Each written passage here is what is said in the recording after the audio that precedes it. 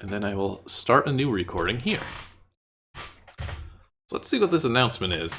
Will sent me this like 15 minutes before showtime. I've only got to see it for like a minute myself. I have yet to go through the entire thing. He says, if it's not too much trouble, Mean Girls Games has a holiday announcement that we'd like to make on stream. I created a short demo world with the announcement and an accompanying WeaveZZT.exe.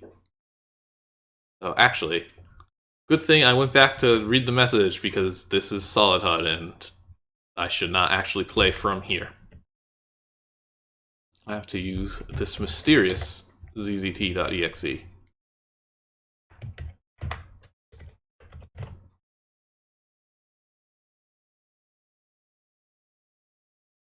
Let's size this up a bit more.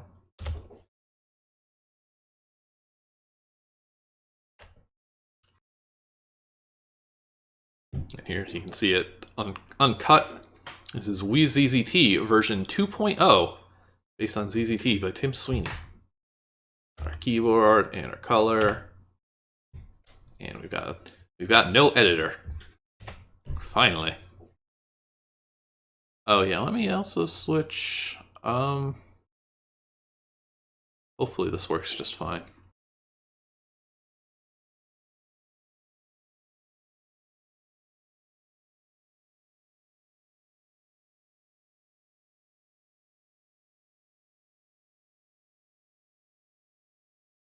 I'm gonna stay with this layout then.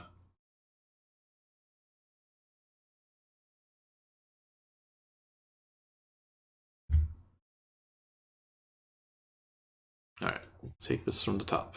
Except now it's not showing the screen it should be showing. That it was literally just showing seconds before.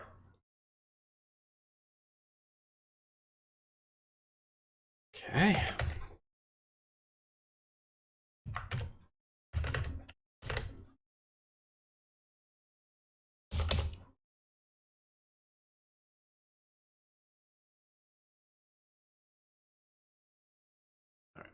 So our HUD is going to be a little off because it's expecting the offsets for solid HUD and things, but the play area should be okay. But if you could see this whole thing, you'd see there's no editor. It says WeaveZZT, and pick a command is a bright red. And we have a for stream. Hello, everyone. Happy holidays from Mean Girls Games. We at MGG have been hard at work on our most extensive, ambitious, powerful, and accessible utility project ever. Have you ever wanted to play your favorite ZZT games as the color and character of your choice? Have you ever wanted to revamp a classic game with a fresh coat of paint or some difficulty tweaks while keeping the same ZZT file you always loved?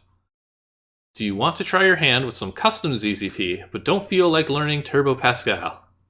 We at Mean Girls Games have heard you.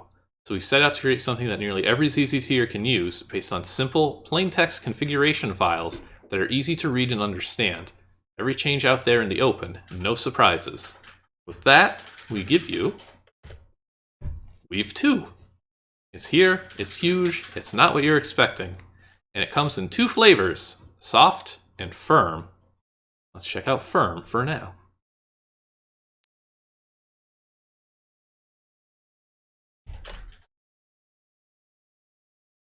Also, worth showing the full sidebar here for the dedicated inventory button, apparently. FirmWeave Demo. Interactive demonstration of the extended ZZT OOP functions and parameters in FirmWeave 2.0, a guide for weavers. I know, they're making all kinds of radical changes here.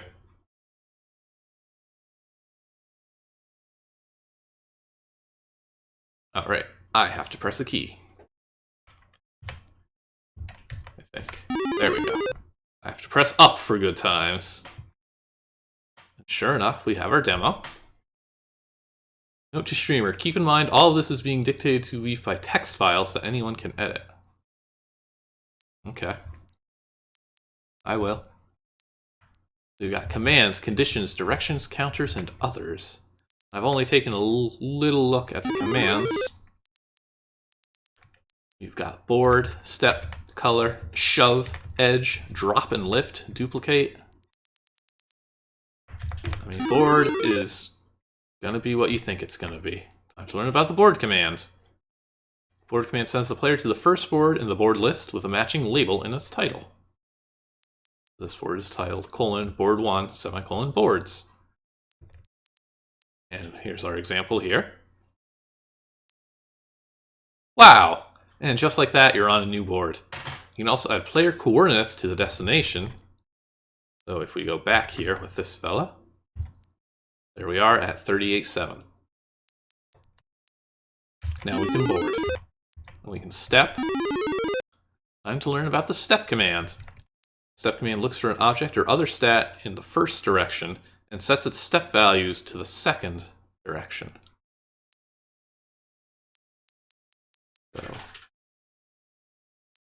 So we move this dude along. This will tell the thing that's currently to the north to start stepping west. Sure enough. What happens if I'm to the north? Okay, just checking. Advanced. You can use step to set the direction of transporters, duplicators, and blink walls, set randomized directions, and use by delta x delta y to set more exotic step values. Gem is -4, -2 away from the duplicator.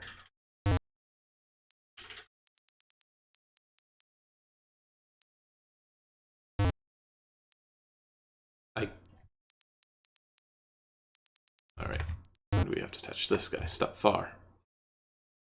Step at 22.6, the duplicator, by 4.2. Okay, so it's just directly referencing whatever it finds in that coordinate. It does set the values, okay. We do that. And there we go. Now we're getting a gem. Ah, okay, and this will just go nuts with the blink wall.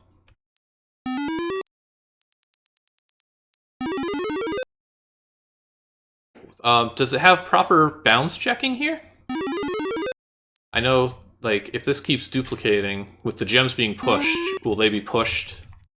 Okay, so they will correctly not destroy ZZT. Because if you do this in regular ZZT, like set a duplicator to be diagonal, I'm actually not sure if a duplicator works with it, but if things go out of bounds, they just kind of go... Oh, no, okay. I mean, like, can you go out of bounds, though? Not like this text will block it. If I did this in an otherwise empty room, do the gems get pushed out of bounds and crash ZZT still? Or is there, like, more thorough bounds checking? Okay. It is indeed tested against, so you can't break it. That's good. There's color. Color command sets the color of the tile and direction to color. Optionally, you can set a background color. Okay. Color north. Red, gray.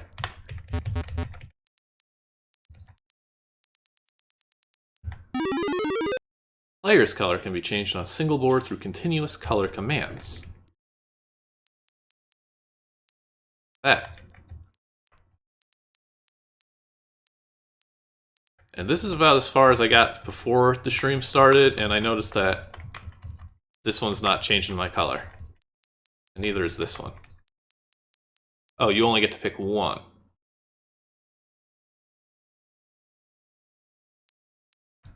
Let's see. And that is definitely per board. Now the all-important shove commands. Shove command will shove whatever it finds at dir 1 in the direction of dir 2. Shove northwest. Alright, let's go right to the middle here. Uh-huh. Can I be shoved? I can be shoved.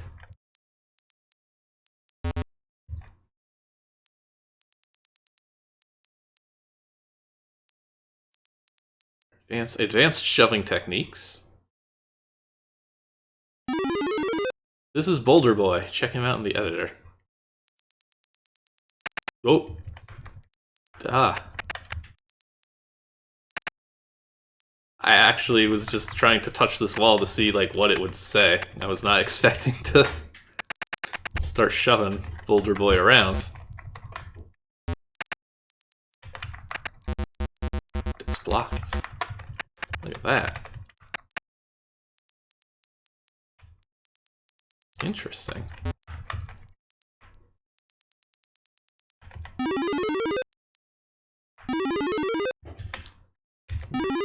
Edge.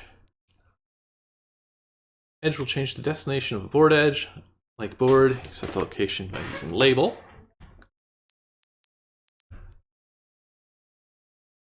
Try going north first, actually, yes.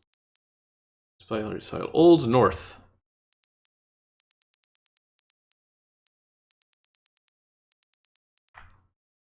Ah. Oh, it's a party.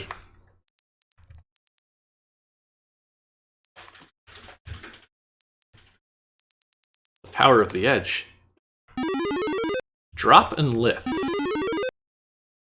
Drop and lift or zap and restore, but for links.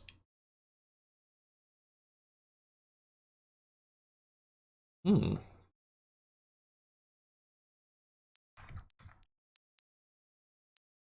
choice, bad choice. No need to choose the bad choice. I've made enough bad choices today.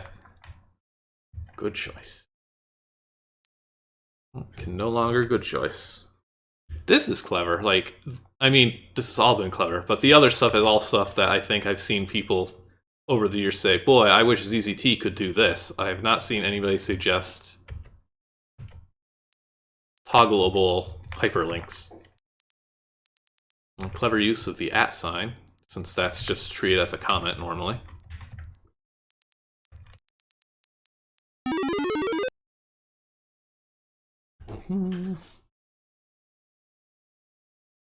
This is a neat little demo here.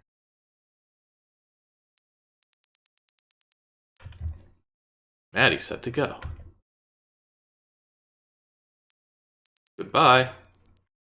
Hang on. I found something. Can't normally walk on that. Duplicate. I recognize this person from the Discord. Duplicate command will duplicate what it finds at dir1 in the direction of dir2. Exactly like a duplicator element, the source and destination can be different directions.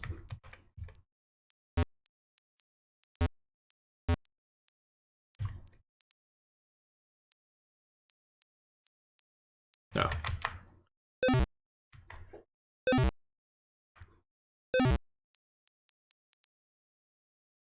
This has an interesting side effect. If you stand east of the lower object and touch it, will shove the boulder. I'm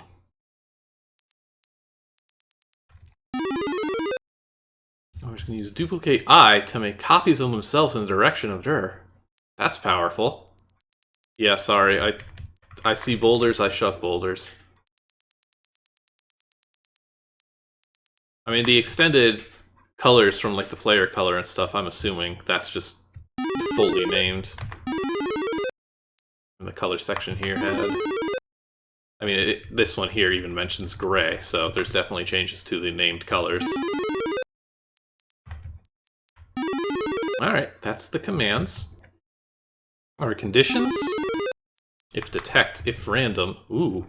If at, if within. If above, below, is, if counter. The detect condition looks for a type at the type at the location indicated by dir, or optionally, color can be specified. Okay, so show me a red slider. This is a slider, but not red. Okay, so this is if blocked by. Right, a red slider. Use detect I to check underneath an object. You detect for both foreground and background colors.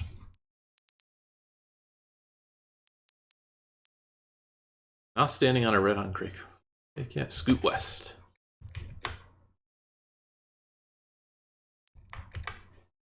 I am where I'm supposed to be.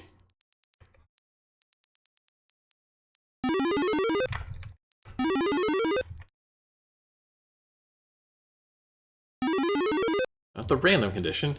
If random is true 50% of the time, that's it. Get random outcomes without using blocked.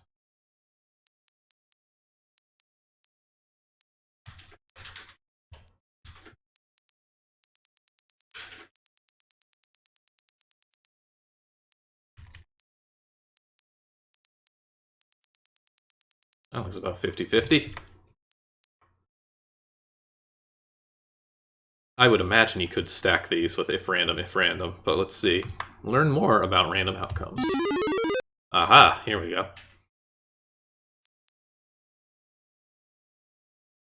This is a pretty board.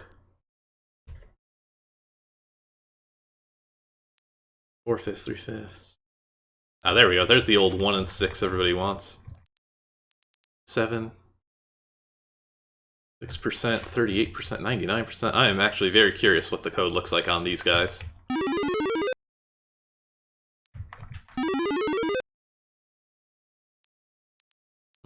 Wait.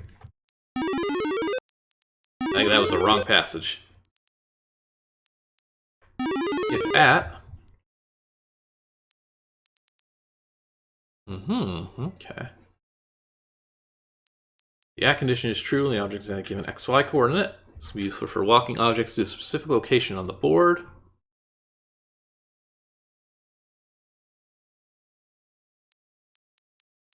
/ toward. Okay, I see. So we'll get to toward. But it looks pretty self-explanatory from here. I'm guessing it's just seek to an arbitrary point.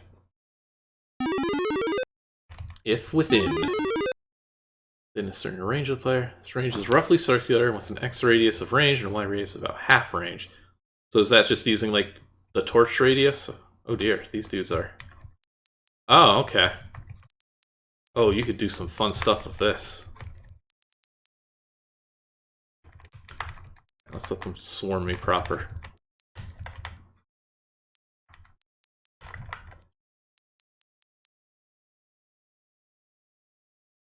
That's pretty cool.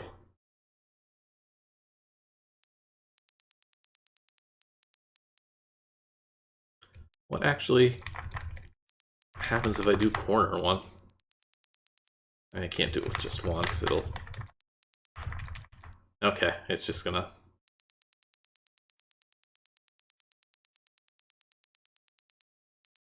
If I had actually had the time and inclination to have done a proper ZZT edit, like planned for Bear with me when I started that, I was definitely considering doing something with like the bear has to be like within a torch radius at all times, and then that way I wouldn't have to do the gates that I ended up doing. Below is, these conditions check that the quantity of a given counter relative to an amount, so as you quickly find out how much of that counter a player has without a bunch of take commands. Okay. We have a few gems. 6 gems. Many gems. Compare amounts, many kind of values, numeric amounts, another counter, or a random value. Oh. Gems with torches, you got a lot of torches. I don't, though. I could here. Less. If torches below random 1 to 6, you have more torches than a d6. Substitution and random. There's quite a lot here. Counter. Okay, so that's just a non-zero check. You have gems. You don't have gems.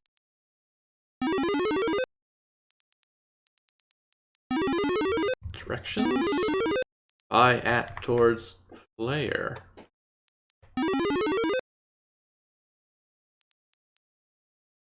Ah, okay. So this will just be teleporting. without having to walk and deal with that.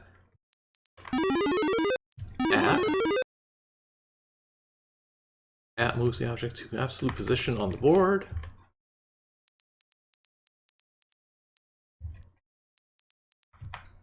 Okay. I'm sorry I'm like flying through this. It just seems like there's quite a lot, and that this is probably something worth looking at for yourselves. At random min max random max. Oh. Oh dear.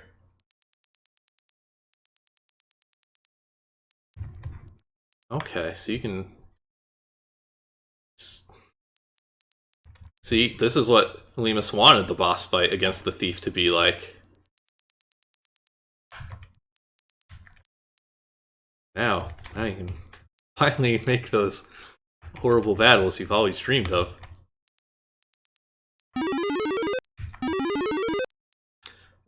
Towards is like seek.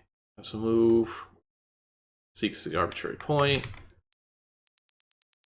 Towards moves randomly and cannot make its way around obstacles.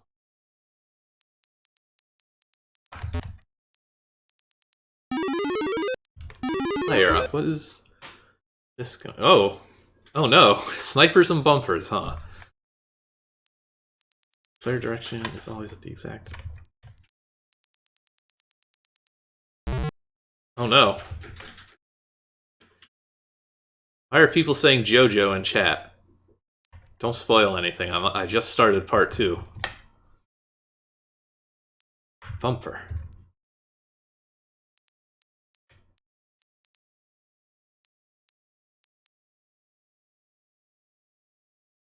Here.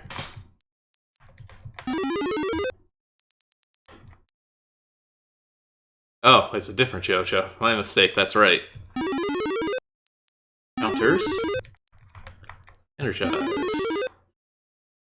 Energizer ticks can be given. Okay, so this just Energizer cycles as a proper counter. Energizer player making them invisible, but will not play the song. Only real Energizers do that. Sound effect as energy runs out will still play though. Okay. So you can get some energy and hang out in the danger room.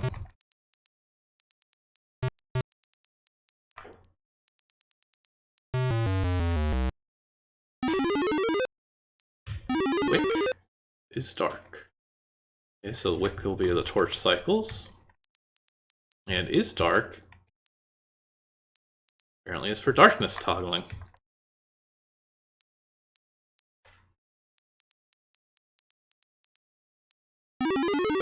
Yes. For a torch that never goes out, set wick to -1. To immediately extinguish a torch, clear wick.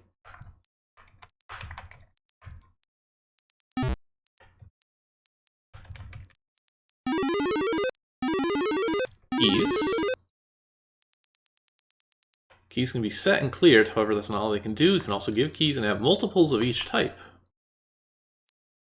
I have a key. I already have a green key. Increase the limit to 5. 5 green keys, please.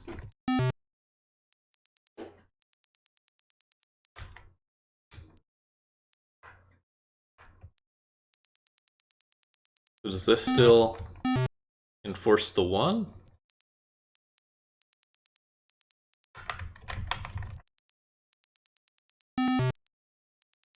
Okay, so you have to do that in code. Substitution.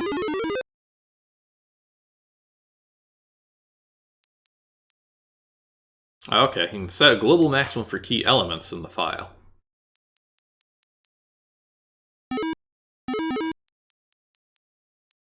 Okay, we can use counter values. Oh, there we go. We'll stick with that one. The counter values based on that. What happens here if I have like 300 torches?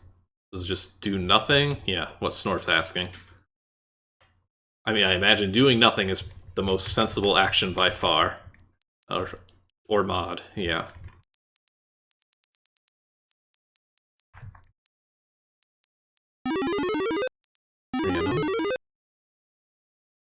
Are evenly distributed between min and max. Can be used anywhere. You can place a number.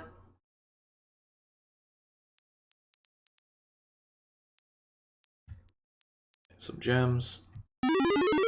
Oh yeah, this is where we jumped early on. And others. Enter. This is just straight out of Super ZZT. Hello there, you entered the board. All objects are set enter when the player enters the board. Like touch and shot, locked objects will not respond to enter. Element names. There we go. Firm weave gives you access to additional element names. Edge. Link NS, Blinky W. Blue text, green text, cyan, red, purple, yellow. Oh, white. We can just obliterate everything, huh? Oh,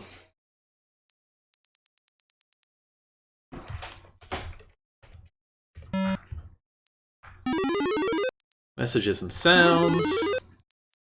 By adding a CFG file to your ZZT game, you can now choose the content for all of ZZT's default messages. This bad boy can fit 5 ammo in it. You can also choose not to display any message at all.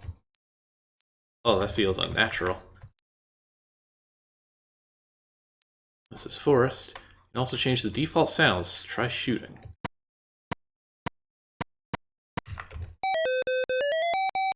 Okay.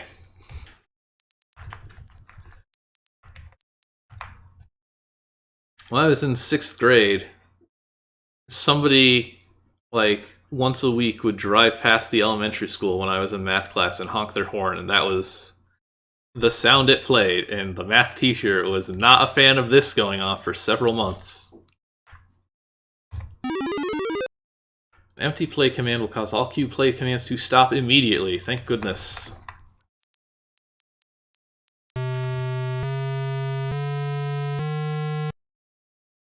Glorious.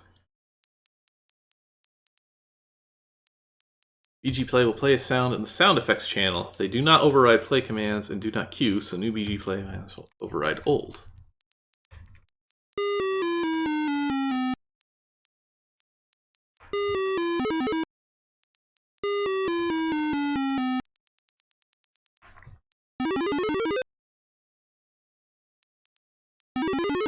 Default values. Put things in ZZT, it draws from different values to decide how those things look and behave. By adding a par file, what does par stand for? You can edit those default values. Tiger, put North Tiger.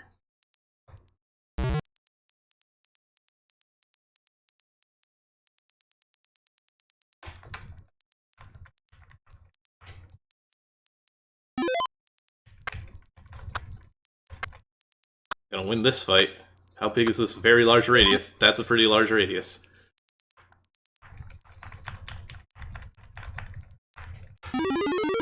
There's a lot you can do with default values. Visibles can become ricochets. Scrolls can look like this. Object friendly fire can be disabled. See firmdemo.par for details. Most interesting of all is the ability to extend gameplay for a few frames after health reaches 0.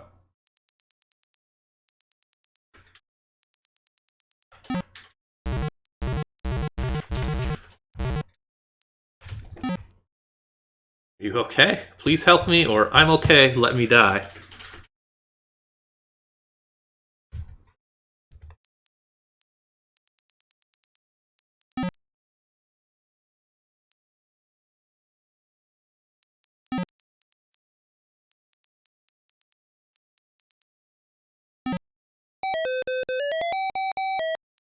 Oh no. Invisibles can become ricochets. Ooh. Wow, Dragon Scroll.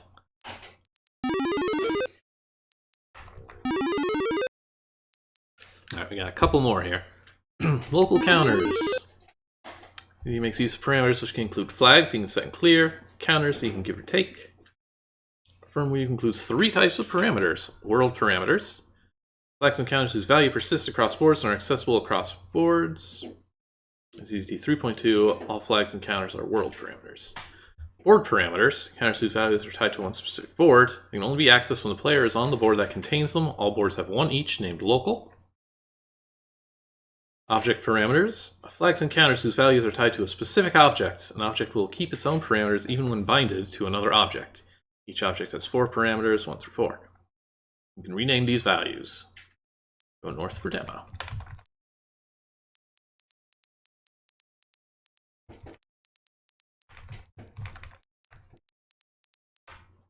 No object parameter set.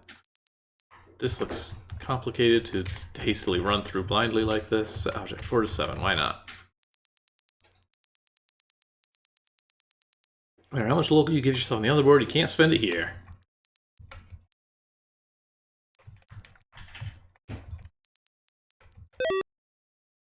Add up to 64 new world parameters. That's quite a bit. Fun with text. You've noticed some of the text doesn't behave like ZZT in 3.2. This text can have some different attributes now. Okay. Do this text, walk this text, purple that text.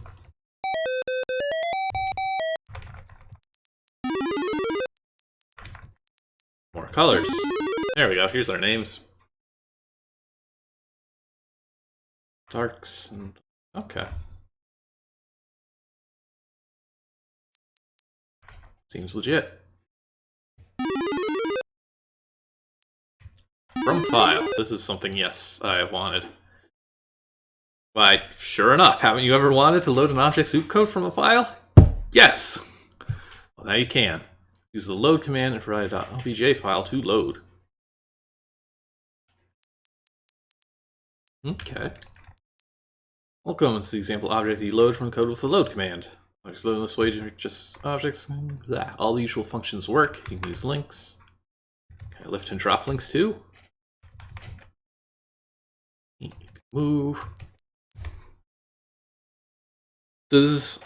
Well, I was about to ask if this uses memory, but any fork I'm sure is using like the EMS XMS stuff now. Yeah, as you can see, we have lots of free memory. We have pages, we have 900 pages of like 640 kilobytes or a megabyte. I don't remember how that kind of memory works. But long story short, my question was going to be like, how do zap and restores work? But it could totally just copy the code into this object now. So that would be fine.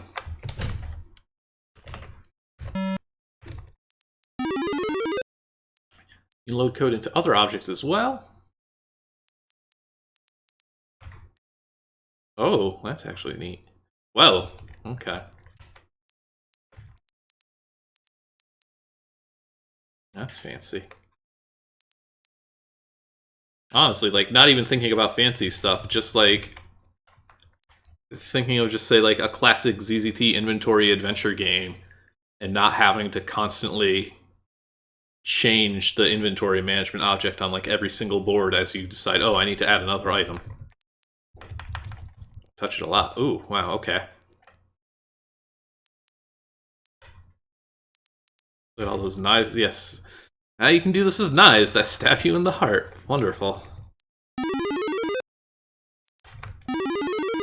Keybinds. I mean, yeah, you notice an option on the sidebar to open your inventory. Now it's time to press I and see how it works. Bummer. No items. Pressing I sends the inventory label to all objects on the board.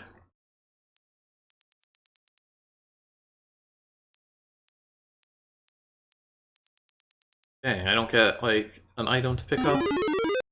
I think that's it here. That's it. Well, a very impressive demo. There's quite a lot in this. This is actually really cool to see. Yeah, so that's Firmweave. That's the only file I have. I have nothing else to show you. I don't know what Softweave is. But this seems quite impressive. Softweave is in the museum. Well, then I will look at that after this stream. Well, doesn't change 3.2 behavior, just cosmetics. Okay. That tracks. Code is unaffected.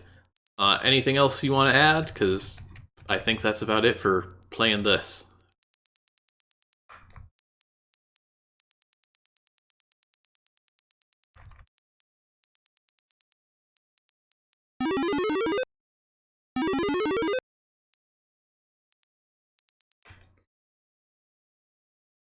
Two 2.1 is around the corner. Please let me know what you'd like to see. Does this include any of the stuff you've used in your other WeaveZZT games? Like, I know I remember like texture commands specifically at least, but question mark inspects. Oh, that's a good idea, not a thing that exists.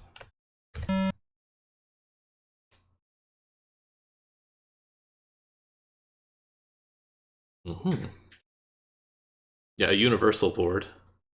Yeah, there's fun stuff. But this looks super cool. We'll see how 3.2 compatible it is with my generic stream exit world. Well, it's not playing the text.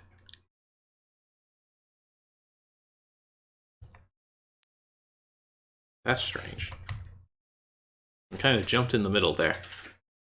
Well, anyways, sorry to the people who got cut off at the end of this one, but that should do it for now, then.